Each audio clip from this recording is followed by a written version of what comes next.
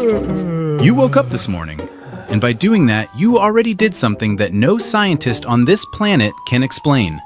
Me?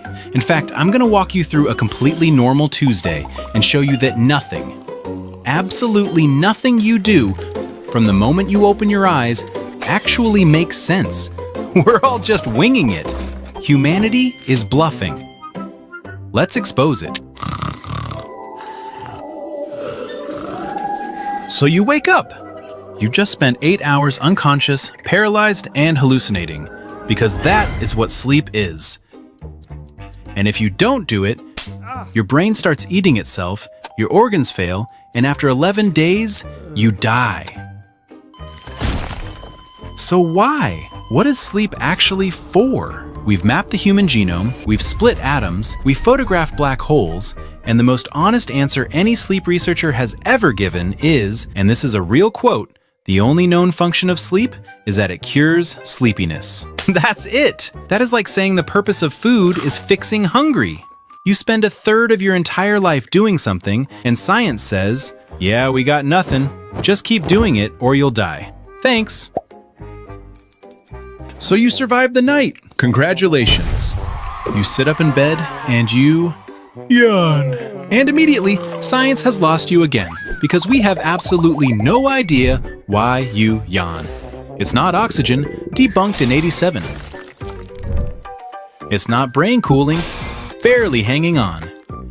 And why is it contagious? Why does seeing a yawn make you yawn? Why does reading about yawning make you yawn? Some of you are fighting one right now just because I keep saying the word yawn. Best answer we have? Might be empathy? Possibly? Please stop asking. Next! You walk to the kitchen, you open the freezer, you grab some ice, and you are now holding something that has baffled physicists for over 150 years. Because we do not know why ice is slippery. Ice! The most basic thing on Earth. First theory, pressure melts the surface. Debunked. Second theory, friction creates a water layer.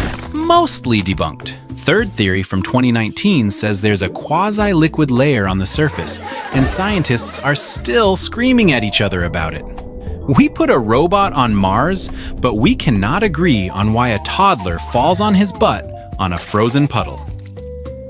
You're holding a mystery in your hand every time you make a drink, and you don't even know it. But wait, because now you gotta get to work.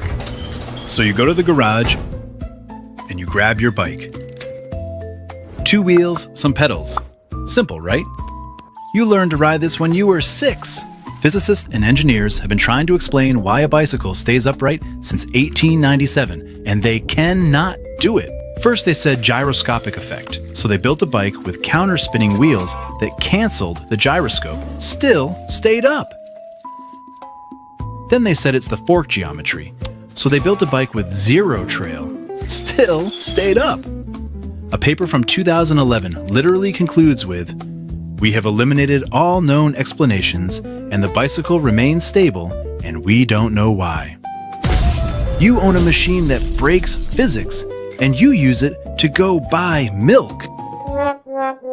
And now you bike past a hospital, and inside that hospital right now, a doctor is pumping chemicals into someone's veins that make them completely unconscious so they can cut them open and rearrange their organs. And it works millions of times a year, and no one knows why. We have been using general anesthesia since 1846, almost 200 years. And the best explanation for how it works is, it probably affects the membranes, or maybe proteins. Look, it just works. Okay, can we move on? Every surgery on Earth is basically a doctor going, "Trust me, I've done this 1,000 times," while the anesthesiologist in the corner is going, "And I have no clue how my part works, but here we go." So let's rewind your Tuesday. You woke up from something we can't explain. Did something with your mouth we don't understand. Touched something in your freezer that breaks physics. Rode a machine to work that shouldn't function. And bike past a building where people are being knocked unconscious by a mystery. That is a normal Tuesday, and you had the audacity to feel bored.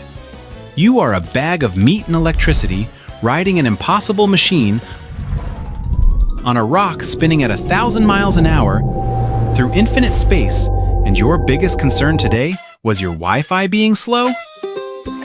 Genuinely, we don't deserve to be the dominant species.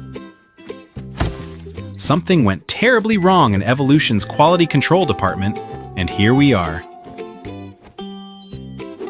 Subscribe, because this is only gonna get weirder from here. And comment the thing that broke your brain the hardest, because I know the bike one is gonna start fights. This has been ClayMind. See you in the next one.